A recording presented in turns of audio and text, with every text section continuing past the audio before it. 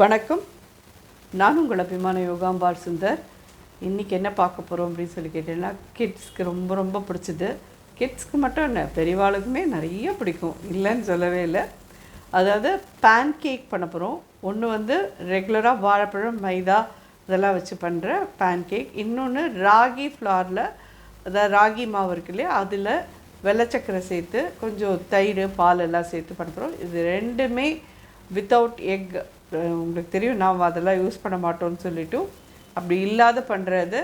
ரொம்ப குழந்தைகளுக்கு ஹாப்பியாக ஆற்றுலேயே நிறைய நீங்கள் பேன்கேக் நல்லா பண்ணி தரலாம், நீங்களுமே எடுத்துக்கலாம். இது ரொம்ப வாழைப்பழம் சாப்பிடாத குழந்தைகளெல்லாம் இந்த மாதிரி பேன்கேக் பண்ணி கொடுத்து சாப்பிட வைக்கலாம். ஸோ எப்படி பண்ணுறதுன்னு பார்க்கலாம்.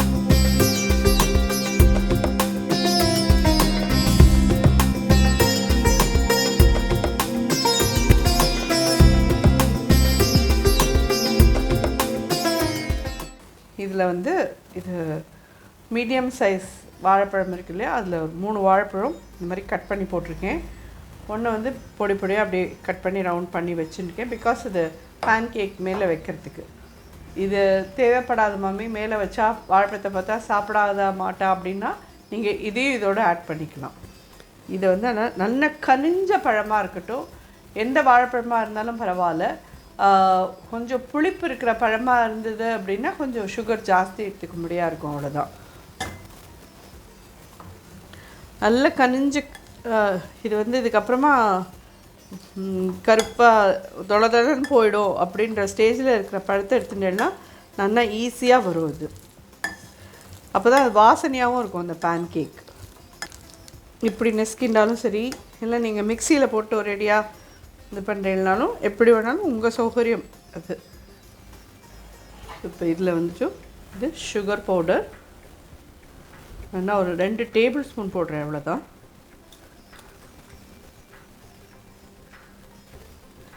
அது போரும். ஏன்னா மேலே வேறு நீங்கள் வந்து மேப்பிள் சிரப் கிடைக்கும்னா மேப்பிள் சிரப் வாங்கி விட்டுக்கோங்க, அப்படி இல்லைன்னா ஹனி விட்டு கொடுங்க குழந்தைகளுக்கு, ரொம்ப ரொம்ப நல்லது அது. ஸோ 2 டேபிள் ஸ்பூன் இது போட்டிருக்கேன். இது 1 கப் மைதா,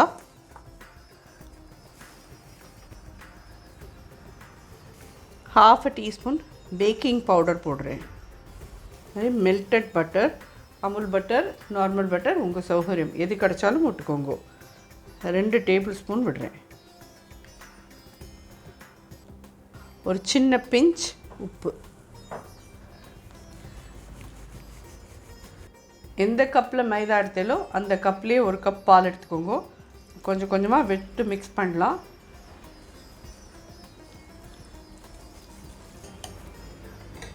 ½ தான் எடுத்துனேன், இன்னும் கொஞ்சம் ஒரு 1/4 பாகம் எடுத்துக்கிறேன்.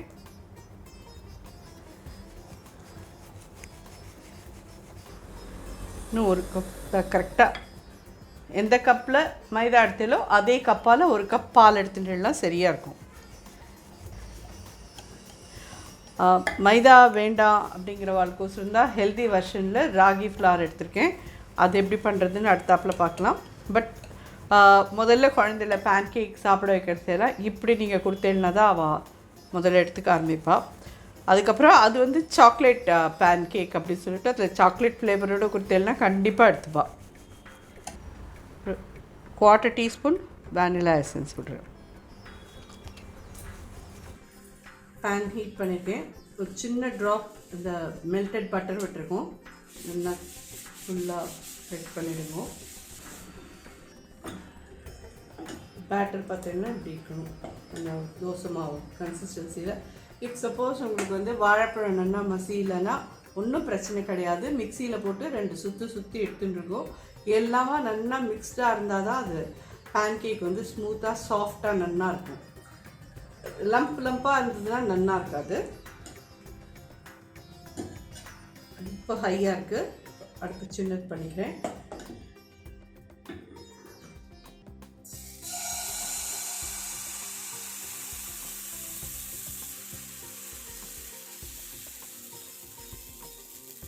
இந்த மாதிரி இதில் ஜஸ்ட் ஒரு மூடி போட்டு மூடிடுவோம். சின்னதாக இருக்கட்டும் அடுப்பு. இது பேன்கேக் மேலே ஃபுல்லாக பபுளாக வரும், அது வரைக்கும் வெயிட் பண்ணிவிட்டு அதுக்கப்புறமா நம்ம அதை டர்ன் பண்ணலாம்.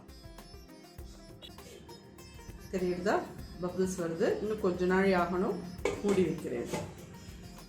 எக்ஸாக்ட்லி ஒரு 2 minutes கிட்ட அது மூடி இருக்கட்டும். தெரியுது இல்லையா உங்களுக்கு?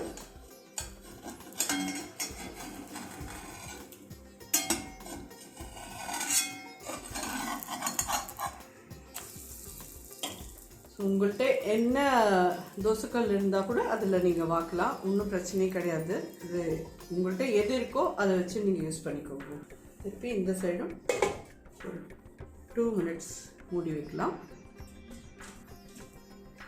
அவ்வளோ சாஃப்டாக அவ்வளோ நல்லா இருக்குது. நான் உங்களுக்கு பிச்சு காமிக்கிறேன். கண்டிப்பாக இவ்வளோ நல்லா இருக்கும். அது குழந்தைகளுக்கு வந்து வாழைப்பழம் இதெல்லாம் சாப்பிடாத குழந்தைகளெல்லாம் வாழைப்பழம் சாப்பிட வைக்கிறது. இதை வந்து நம்ம மைதாவில் மட்டும்தான் பண்ண முடியுமாங்க. நீங்கள் ராகிலையும் இந்த மாதிரி வாழைப்பழம் போட்டு பண்ணிக்கோங்க. நான் ராகியில் வந்து சாக்லேட் பண்ணுறேனேன்றதுனால மைதாவில் இதை போட்டு பண்ணி காமிச்சேன். எப்படி வேணாலும் நீங்கள் இதை யூஸ் பண்ணிக்கலாம்.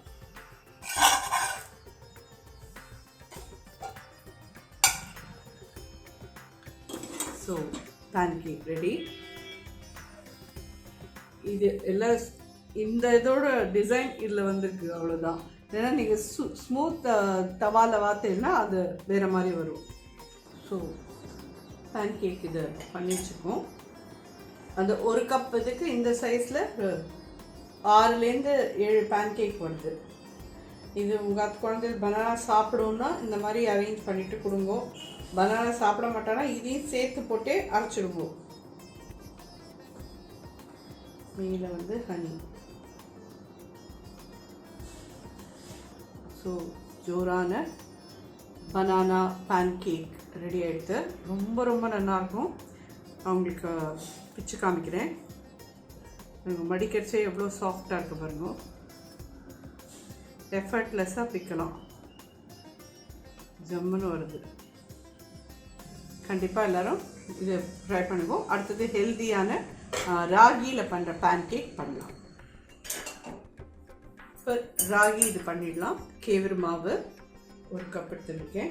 எந்த கப்பால் நீங்கள் கேவரு மாவு எடுத்துடலாம் அந்த கப்பால் ஒரு 1/4 கப்பு மைதா ஆட் பண்ணிட்டீங்கன்னா அது கொஞ்சம் சிரமம் இல்லாமல் வரும். 1/4 கப் இல்லைன்னா அட்லீஸ்ட் 2 டேபிள் ஸ்பூனாவது எடுத்துக்கோங்க.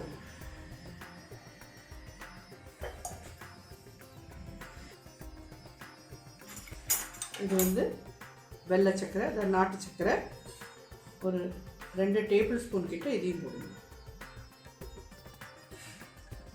கோகோ பவுடர் 1 டேபிள் ஸ்பூன் போடணும். சின்னமன் பவுடர் ஒரு 1/4 டீஸ்பூன் போடணும். Melted butter 2 table spoon. இது நல்லா மிக்ஸ் பண்ணிக்கோங்க. 2 டேபிள் ஸ்பூன் கெட்டி தயிர் போட்டுக்கோங்க.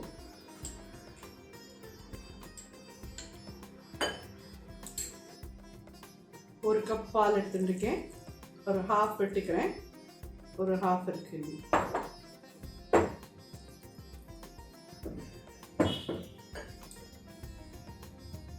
இன்னொரு 1/4 கப் எடுத்துக்கிறேன். அது கொஞ்சம் கொஞ்சமாக விட்டு மிக்ஸ் பண்ணி பார்த்துட்டு பண்ணிக்கோங்க. ரொம்ப லூஸாக போயிடுத்துனாலும் அதுக்கப்புறம் பேன்கேக் நல்லா திக்காக வராது. அதனால தான் இதில் நம்ம ஏன் தயிரும் ஆட் பண்ணி பாலும் ஆட் பண்ணுறோம் அப்படின்னு சொன்னோம்னா இந்த ராகி மாவு வந்து நல்லா சாஃப்டாக இருக்கிறதுக்கோசரம் ரெண்டும் நம்ம ஆட் பண்ணுறோம். இதில் இப்போ வந்து நான் அது அந்த பேன்கேக்கில் யூஸ் பண்ண மாதிரி பேக்கிங் பவுடரும் யூஸ் பண்ண போகிறேன். பேக்கிங் சோடா வேண்டாம், பேக்கிங் பவுடர் யூஸ் பண்ணுங்க போகும். நல்லா அதுவே சாஃப்டாக வரும். பாக்கி இருக்கிறது ஸோ புரிஞ்சிருக்கும்னு நினைக்கிறேன். 1 கப்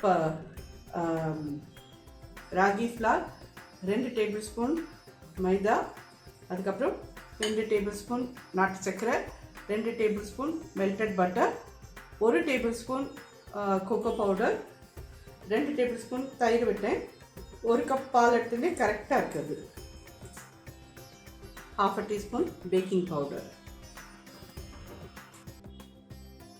1/4 டீஸ்பூன் வானிலா எசன்ஸ். நல்லா அது மிக்ஸ் பண்ணிவிட்டு ஒரு 5 minutes அப்படியே செட் ஆகட்டும் விட்டுருங்க. அதுக்கப்புறமா நீங்கள் இதை பண்ணினீங்கன்னா ரொம்ப ஜோராக இருக்கும். குழந்தைகளுக்கெல்லாம் ரொம்ப பிடிக்கும். சாக்லேட் ஃப்ளேவரோடு இருந்தால் எந்த குழந்தைகளுக்கு தான் பிடிக்காது சொல்லுங்க பார்க்கலாம்.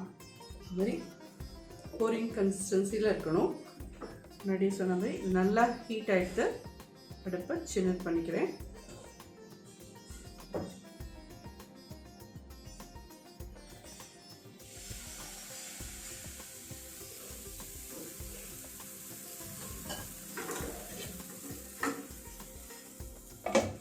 மூடி போட்டுடலாம்.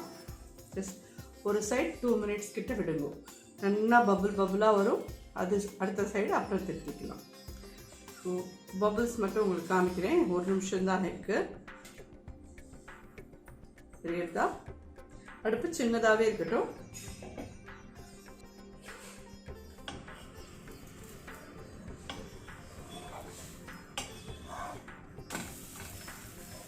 இவ்வளோ அழகாக இருக்கிறதுல இந்த சைடும் மூடிடலாம்.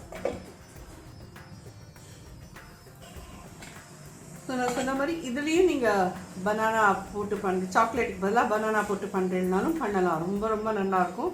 ஸோ கொஞ்சம் டிஃப்ரென்ஸ் காமிக்கலாமேன்றதுனால தான் நான் இது மாதிரி பண்ணினேன். 2 சைடும் நல்லா ஜோராக எடுத்து இப்படி சாஃப்டாக இருக்கணும். தெரியுதா?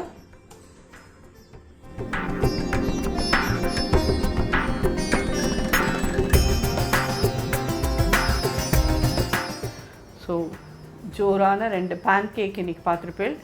ராகி சாக்லேட் பேன்கேக் ஒன்று பனானா அண்ட் ரெகுலர் மைதா வச்சு பண்ண பனானா பேன்கேக் ரெண்டும் பண்ணியிருக்கோம். ஸோ எது உங்களுக்கு பிடிக்குமோ, எது உங்கள் அது குழந்தைகளுக்கு பிடிக்குமோ நிச்சயமாக யூஸ் பண்ணிக்கோங்க. ரொம்ப நல்லாயிருக்கும். நிச்சயமாக ரொம்ப ரொம்ப டேஸ்டியாக இருக்கும். சுகர் லெவல்லாம் இந்த லெவல் போகிறோம். ஏன்னா மேலே ஹனி வேற விட போகிறோம். இது சரியாக இருக்கும். கண்டிப்பாக ட்ரை பண்ணி பார்த்துட்டு எப்படி இருந்தது ஃபீட்பேக் சொல்லுங்க. நன்றி, வணக்கம்.